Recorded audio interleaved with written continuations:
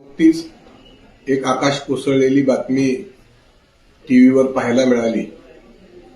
राज्याचं सलग 5 वेळा उपमुख्यमंत्रीपद अतिशय नेटकेपणानं, स्वच्छपणानं ज्यांनी या राज्यामध्ये एक स्पष्ट वक्तेपणा म्हणून स्वतःचं नाव अनेक तरुणांच्या हृदयामध्ये निर्माण केलं, अशा या लाडक्या दादांचा विमान अपघातामध्ये नुकताच मृत्यू घोषित केलेला आहे.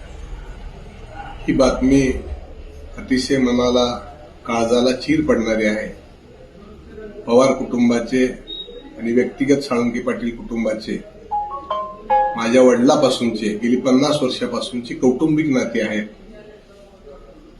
आणि या दादांच्या जाण्यानं फार मोठा दुःखाचा डोंगर देशावर, राज्यावर, लाखोंच्या कार्यकर्त्यांच्यावर आणि माझ्यासारख्या कुटुंबातल्या व्यक्तीवर कोसळलेला आहे. मी आदरणीय दादांना साळुंखे पाटील कुटुंबियाच्या वतीनं भावपूर्ण श्रद्धांजली अर्पण करतो.